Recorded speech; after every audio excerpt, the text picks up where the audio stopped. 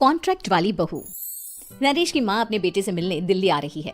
इस बात का पता चलते ही नरेश के दिल में हलचल मच जाती है। नरेश अपनी माँ के स्वागत की तैयारी में लग जाता है।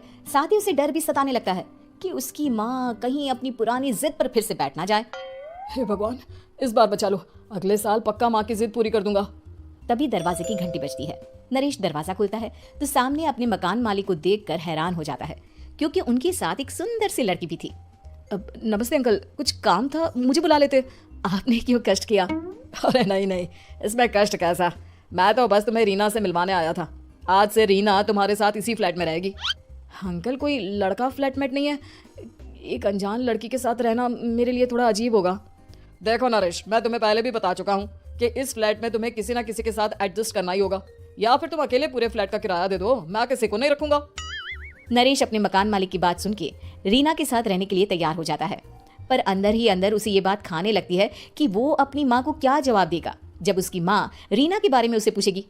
दिन बीतने लगते हैं। नरेश और रीना अच्छे दोस्त भी बन जाते हैं, पर अभी भी नरेश अपनी प्रॉब्लम का सोल्यूशन नहीं ढूंढ पाता। एक दिन नरेश बहुत परेशान सा बैठा होता है। तभी रीना उसे पूछती है, क्या हुआ नरेश, तुम काफी परेशान लग रहे हो, सब ठीक तो है ना? हाँ, सब ठीक है, बस एक छोटी सी प्रॉब्लम है। वो एक्चुअली 2 दिन बाद मेरी माँ मुझसे मिलने आ रही है। अरे तो इसमें प्रॉब्लम क्या है, ये तो खुशी की बात है। हाँ रीना, बट मेरी माँ एक जिद लेकर बैठ गई है कि मैं शादी कर लूँ, पर मैं अभी इस चीज़ के लिए तैयार नहीं हूँ। ऊपर से जब वो तुम्हें देखेगी तो 100 सवाल करेगी, क्या जवाब दूंगा? अरे इसमें कोई टेंशन वाली बात नहीं है, मेरे पास ना इस प्रॉब्लम का सोल्यूशन है, जिससे ना तुम्हें शादी करनी पड़ेगी और ना ही तुम्हारी माँ मेरे बारे में कुछ पूछेंगी। रीना की बात सुनकर नरेश सोच में डूब जाता है। वो सोचता है कि रीना खुले ख्यालों वाली लड़की है, कहीं माँ को सच बता ना दे। नरेश को सोच में डूबा देखकर रीना कहती है, अरे क्या हुआ, किस सोच में पड़ गए?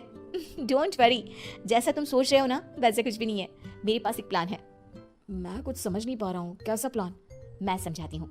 हम ना एक कॉन्ट्रैक्ट मैरिज कर लेते हैं। फिलहाल मेरे पास जॉब नहीं है, तो तुम इस रूम का किराया दे देना जब तक तुम्हारी माँ यहाँ रहेंगी, सिर्फ तब तक। और तुम अपनी माँ से कह देना कि मैं तुम्हारी पत्नी हूँ, इससे वो मेरे यहाँ रहने पर कोई सवाल भी नहीं करेंगी। अरे बात तुम्हारी ठीक है, पर माँ से झूठ बोलना, ना ना बाबा, मैं ये रिस्क नहीं ले सकता। कोई और आइडिया दो ना तुम।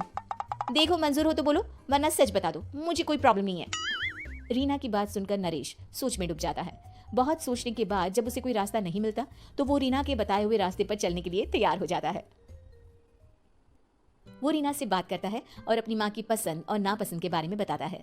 रीना भी नरेश की सभी बातों को ध्यान से सुनती है, ताकि कहीं उससे कोई गलती ना हो जाए। आखिर वो दिन भी आ जाता है जब नरेश की माँ उससे मिलने दिल्ली आ जाती है। नरेश अपनी माँ को फ्लैट पर लेकर जाता है। जैसे ही नरेश की माँ फ्लैट के अंदर जाती है, रीना उसके पैर छू लेती है। ये देखकर नरेश की माँ थोड़ी घबरा जाती है और नरेश से पूछती है, अरे बेटा नरेश, ये कौन है? माँ, ये आपकी बहू रीना है। माफी चाहता हूँ, सब कुछ इतनी जल्दी में हुआ कि आपको बता ही नहीं पाया, इसलिए सोचा कि क्यों ना आपको सरप्राइज दिया जाए। अरे बेटा, मैं तो बस तेरा घर बसा हुआ देखना चाहती थी। हाँ, बहुत अरमान थे अपनी इकलौती बेटी की शादी को लेकर, लेकिन कोई बात नहीं, शायद किस्मत को यही मंजूर होगा। ये कहते ही नरेश की माँ रीना को गले लगा लेती है। रीना बेटिया, मेरा बेटा ना थोड़ा नादान है, पर तुम काफी समझदार लगती हो, और मैं जानती हूँ कि तुम इसका बहुत अच्छे से ध्यान रखोगी। माँ आप चिंता मत कीजिए, मैं सब संभालूंगी। नरेश की माँ अपने बहू और बेटे के साथ खुशी खुशी रहने लगती है। दिन बीतने लगते हैं। नरेश की माँ और रीना का रिश्ता बहुत मजबूत होता चला जाता है। वो दोनों सारा दिन एक साथ रहती और खूब बातें करती। इधर साथ रहते रहते नरेश और रीना भी एक दूसरे से प्यार करने लगते हैं। दोनों को इस बात का एहसास हो जाता है, फिर भी वो इस बात को छुपा कर ही रखते हैं। एक दिन नरेश की माँ और रीना शादी के बारे में बात करने लगते हैं। रीना बिटिया, ये तो नरेश ने मुझे बिना बताए शादी कर ली, वरना मैं तो अपनी इकलौती बेटी की शादी इतनी धूमधाम से करती कि सारी दुनिया देखती रह जाती। अच्छा माँ, आप ऐसा भी क्या करती नरेश और मेरी शादी में जो दुनिया देखती रह जाती? अरे बिटिया, एक माँ के अरमान तुम अभी नहीं समझोगी।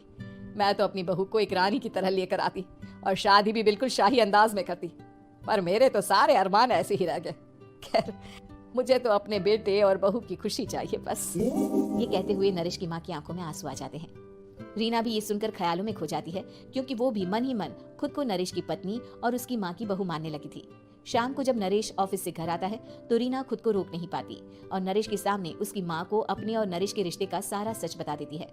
रीना की बात सुनकर नरेश की माँ दोनों से बहुत नाराज हो जाती है और घर वापस जाने की बात करने लगती है। तुम दोनों ने मुझसे सच छुपाकर बहुत ठेस पहुंचाई है मुझे। अब तुम लोगों के साथ नहीं रहना चाहती मैं, कल ही वापस चली जाऊंगी अपने घर। माँ मुझे माफ़ कर दो, ये सब मैंने रीना के कहने पर ही किया है, वरना मैं भी आपको कभी ठेस पहुंचाने के बारे में सोच भी नहीं सकता। हाँ माँ, हमने ये सिर्फ आपका दिल रखने के लिए किया। प्लीज़ हम दोनों को माफ़ कर दीजिए। तुम दोनों ने मेरे अरमानों के साथ खिलवाड़ किया है, और वैसे भी मुझे अपने बेटे के लिए एक अच्छी लड़की ढूंढनी है, इसलिए मेरा यहाँ से जाना ही बेहतर होगा। माँ की ये बात सुनकर रीना खुद को रोक नहीं पाती। माँ, क्या मैं आपके घर की बहू बनने लायक नहीं हूँ? रीना की बात सुनकर नरेश हैरान रह जाता है। नरेश की माँ भी कुछ समझ नहीं पाती। मैं कुछ समझी नहीं, आखिर तुम कहना क्या चाहती हो? माँ, मैं वो नरेश से बहुत प्यार करती हूँ, और साथ ही साथ मैं आपको भी अपनी माँ मान बैठी हूँ। आज जब आपकी बातें सुनी तो खुद को रोक नहीं पाई, इसलिए सारा सच आपको बता दिया। रीना की बात सुनकर नरेश की माँ की आंखों में आंसू आ जाते हैं, और वो अपने बेटे नरेश और रीना को गले लगा लेती है। मेरे घर की बहू तो सिर्फ रीना बिटिया ही बनेगी। मैं आज ही तुम दोनों की शादी की तारीख निकलवा दूंगी, बस एक बार तुम्हारे घर वाले मान जाए। उसी दिन रीना के माता पिता भी उनके फ्लैट पर आ जाते हैं। दोनों परिवार आपस में बैठकर बातें करते हैं और शादी के लिए राजी हो जाते हैं। रीना भी कॉन्ट्रैक्ट फाड़ देती है और कहती है, सही मायने में मैं अब बहू बनूंगी। अब तक तो सिर्फ कॉन्ट्रैक्ट वाली बहू थी।